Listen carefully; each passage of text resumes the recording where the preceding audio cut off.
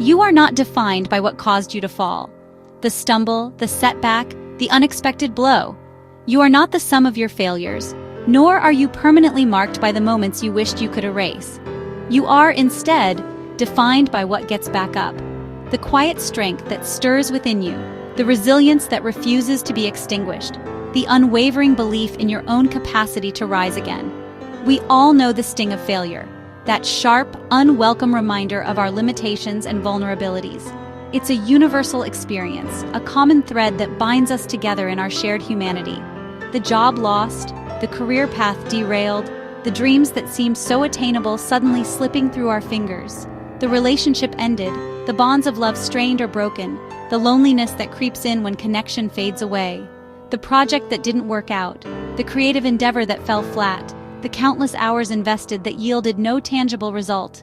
These moments are loud, they echo in our minds, and they try to define us, to convince us that we are somehow less than we hoped to be.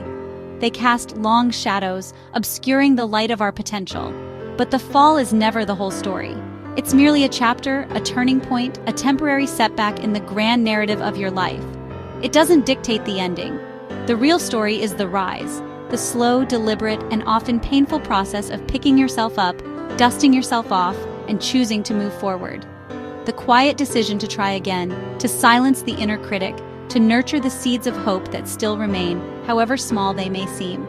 The courage to show up after being knocked down, to face the world with vulnerability and resilience, to embrace the lessons learned from the fall and use them as stepping stones to a brighter future. Our true identity is forged not in perfection, in the illusion of a flawless existence where missteps and failures are absent, but in the brave act of rising, in the willingness to confront our imperfections, to learn from our mistakes, and to emerge stronger and more compassionate on the other side. What if we honored getting back up as the sacred act it truly is? What if we recognized the profound spiritual significance of resilience, the transformative power of perseverance, and the inherent worthiness of every human being who dares to rise again? The stories that move us most are not of effortless victory, of paths paved with gold and devoid of obstacles, of triumphs achieved without struggle or sacrifice, but of resilience and comeback, of individuals who faced adversity head-on, who stumbled and fell, but who ultimately found the strength to rise again, transformed by their experiences.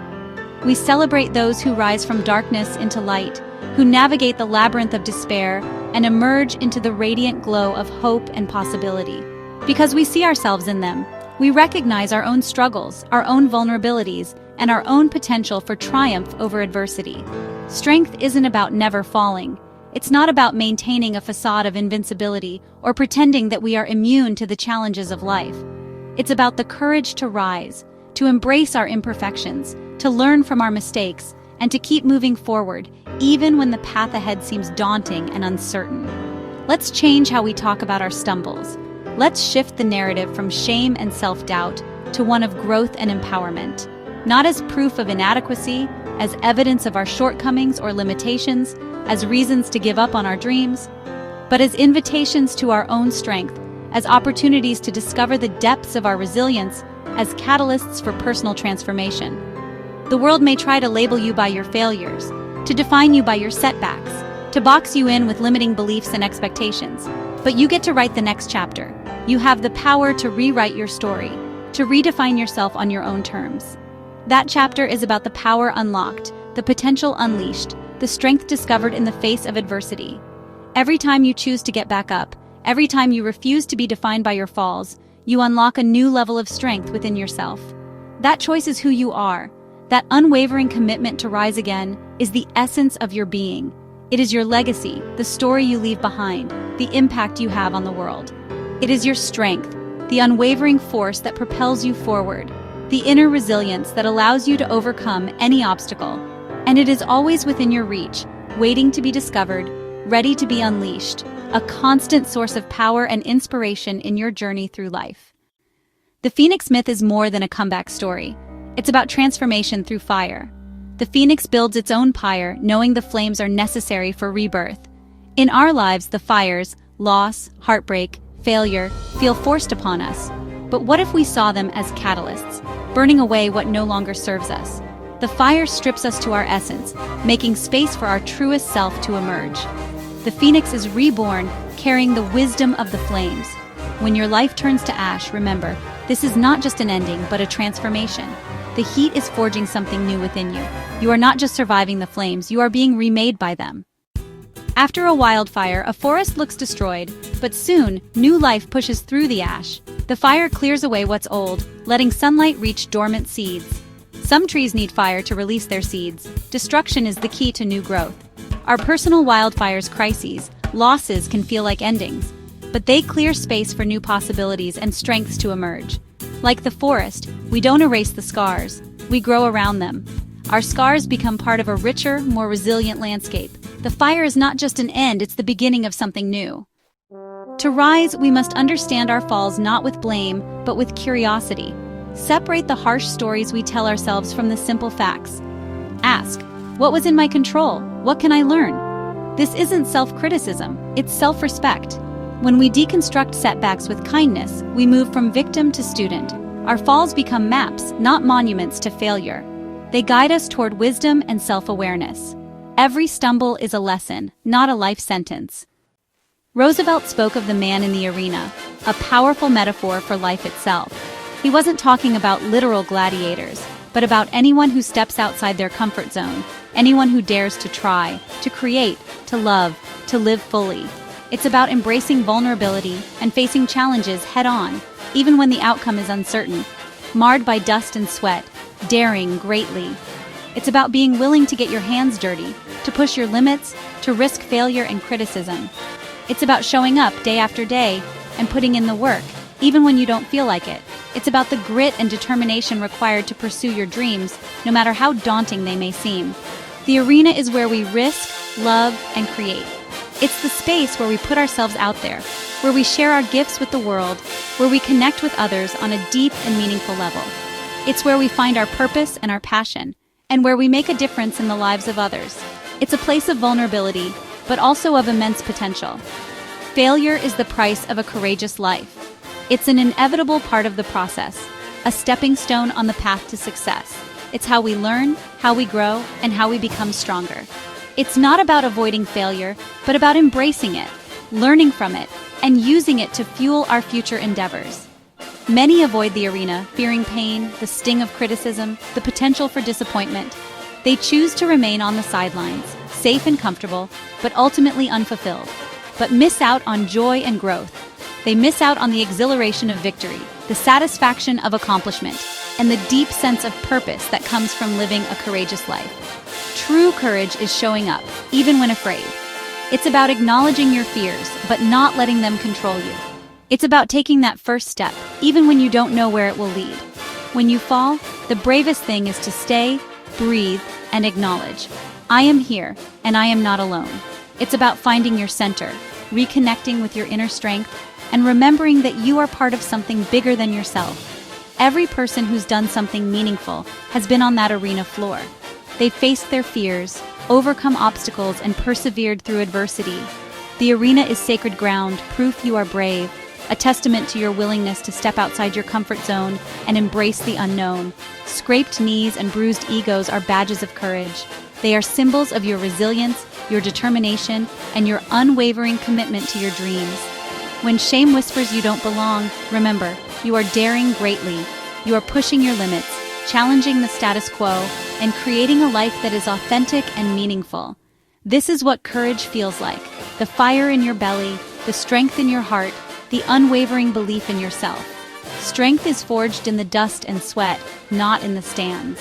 It's not about watching others live their lives, but about actively participating in your own. Welcome to the arena. This is where you grow.